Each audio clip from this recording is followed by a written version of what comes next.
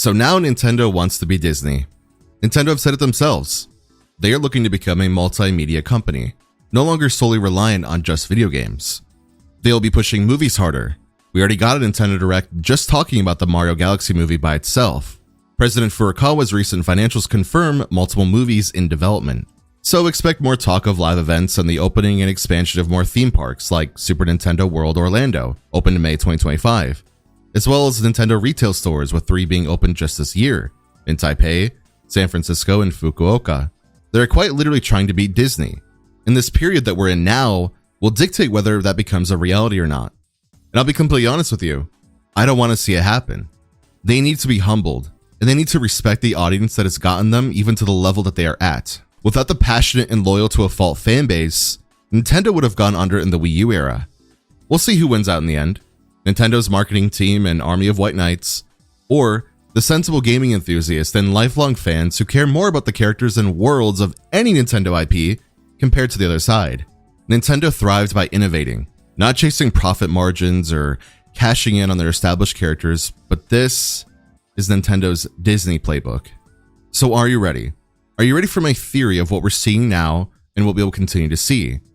They played it ultra safe with the Switch 2's near identical form factor and UI to isolate variables. It's all about IP viability now. And I initially didn't think more on it, but it's becoming harder and harder to ignore its likelihood. So without further ado, Nintendo's plan is as follows. Each of their IPs are going to get one chance to prove that they have staying power. Otherwise, they are going to be left in the annals of history, destined to be cameo characters or Super Smash Bros. Fodder. They'll have one shot to prove they have a reason to exist in Nintendo's future.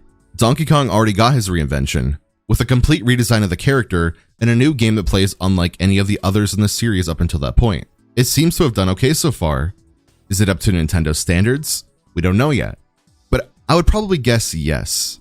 They've mentioned DK Bonanza's attachment rate and good sales numbers for its first months. So will the series get a full revival? We shall see. Kirby got his chance with the sequel to Air Ride, something nobody really saw coming but marks the start of a pattern. Despite it being a sequel, it is a game that is somewhat off the beaten path for the IP, just like DK Bonanza. How Air Rider's numbers turn out is going to be super interesting because, like I said previously, I could see this game being massive or just solid, with a good sized dedicated player base. I don't think it was ever going to be a failure in the traditional sense, but pass or fail will be determined by Nintendo, and we don't know what they expect for this release. Metroid is now getting its chance with a quirky, broadly appealing version of its franchise, giving the game intrusive side characters that insist upon themselves in order to give the series more life, which in this case translates to profitability. Could there really be a Metroid movie without a comic relief character? Of course, the answer is yes, but that would immediately alienate families from attending showings, which are Nintendo's biggest market. So Metroid has to succeed as this ugly, distorted version of itself to be able to continue existing in this ugly, distorted version of Nintendo. Profits first, world building and meaningful dialogue second.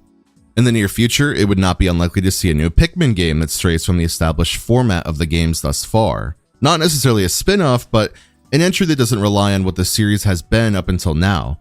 So are you seeing a pattern of what I'm saying now? These characters and worlds have to do well in any way that Nintendo chooses to mold them. And in this Metamorphosis period, they have to have mass market appeal. They have to be dynamic and able to be tossed into various universes, situations, and media types.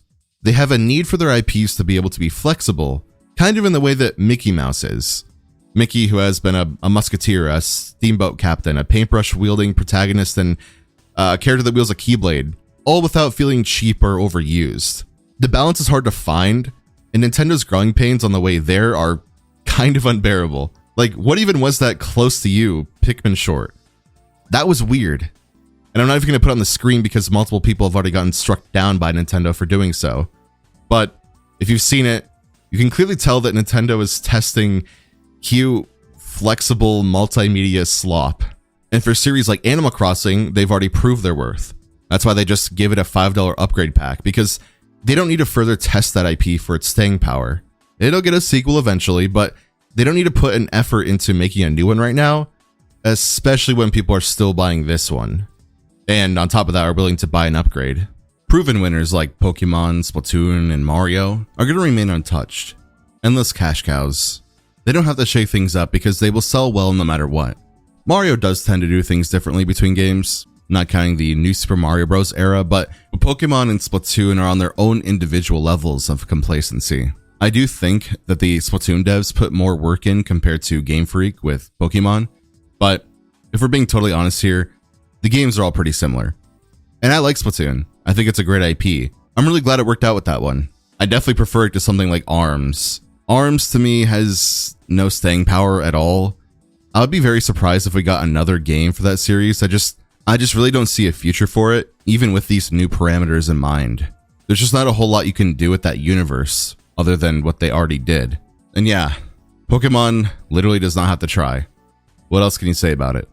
Legends ZA was and is a dumpster fire of a game, and it seems that it still did alright in the end as far as sales are concerned. They definitely took a hit with the boycott, but when you see just how little effort was put into that game, you know they got a return on their investment, as small as it may have been. But then comes the risks.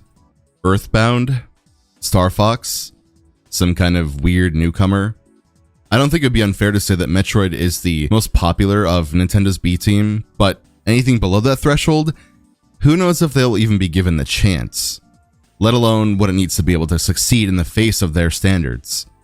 I think a series like Xenoblade has a good chance of sticking around since it sort of fills a niche that, while it doesn't have as much of a broad appeal, I totally think that Nintendo likes having that feather in their cap. Kid Icarus though, that's going to be a tough one. I would be willing to bet money that we will see a Kid Icarus game on the Nintendo Switch 2, but who knows, maybe they don't think it's a worthwhile endeavor, especially if they have Sakurai working on something else. That said though, I'd be very surprised if we got a new Smash game for Switch 2.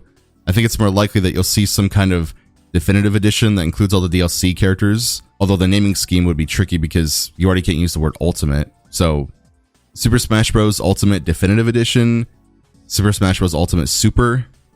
Oh wait, that's also doubling up. Super Smash Bros. There you go. There's also some possibility of a new F-Zero game. Probably later for that one though, since we have a lot of competition with racing or racing adjacent games right now. I think it would have a tough time if it came out in 2026. But then again, it kind of always was going to, since it's not one of their strongest names. Most people only know about it literally because of Captain Falcon. But I remember years ago, rumors were circulating of a game that would have more of a focus on the bounty hunter side of that universe. And for some reason, I was super hyped, despite not really having put much time at all into the couple of existing games. I guess I just think that there's a lot of potential, and a lot of the characters are super cool. Not to mention some insane music from that series. But does Nintendo think it has potential to reach a larger audience? I don't know. They would really have to change things up and introduce a lot to that world, which will be a lot of work, but they can also just do the modern approach that they've been doing, make a game engine, give the player free will, and then if it does well, go from there. You don't have to do all that much work. Just have good movement, fun tools, and really that's all you need. Now that said, you can get away with it when it comes to Zelda or even Donkey Kong because even if the majority of that game is player driven, the IP is strong enough to carry them through that experience. But with F-Zero, I don't know if it would get the same grace. See, it's funny though because your modern Nintendo fans, or MNFs as I'm going to just start calling them, they think they have the capacity to genuinely judge video games when in reality they would default to praising the game and only do anything otherwise if enough people were parroting the same talking points. Like, if F-Zero got a new game and it was another empty open world style of game, just like Breath of the Wild, and they didn't like it, it would literally be because Link isn't in it. So that's another reason why this era is so scary, because the mass appeal factor that Nintendo is looking for does not necessarily translate one-to-one with a game being good. It's all about moments, silly moments, epic moments, this character popping in, this thing being mentioned, etc. The actual video game itself is second to these things, which is hilarious because I see MNFs every day saying that all the people complaining about whatever thing are people who were never going to buy or play that thing in the first place. Motherfucker, you only buy and play what Nintendo tells you to. You don't even know what you like. You don't even know where your preferences lie. You quite literally have no taste. You don't have a tongue with taste buds. You just consume slop through your face hole, served to you on a conveyor belt powered by your parents' money. The Zelda movie, coming off of the success of the Mario movie, further proves my theory. There were a few different times that talk of Zelda popped up. So why now is it actually happening? They have to know if the Zelda franchise can stand strong as one of its multimedia entities. Zelda has a pretty simple format that would be hard to mess up. Hero gets reincarnated, villain gets reincarnated, and the battle plays out as it has for all time. But don't be surprised if there are some weird elements of the movie that stand out to you as being jarring. These elements will be when they have someone do something uncharacteristic of them, or the world and story don't match up with what has been established. When you see it, you'll know it. These will be the changes Nintendo makes to make the IP have, say it with me, mass market appeal. They are doing it across the board right now. Millennial slop, Marvel Cinematic Universe styles of writing won't just be present in Metroid. They'll use that and any other tools they can to appeal to the mass audience. The screeching Nintendo fans may know this, and that may be why they're so vehemently defending some of the recent examples of malpractice among Nintendo's products. Their fear is understandable. They don't want some of these great IPs to be left in the dust. But the way in which they go about trying to find a future for them ultimately affirms Nintendo's thought process for this approach. It's a brutal and unfair test for some of these IPs to be stretched and distorted in order to fit an agenda that may end up leaving them behind if they don't perform anyways. Some of Nintendo's white knights would ask, so should Nintendo just stop trying new things? No, of course not.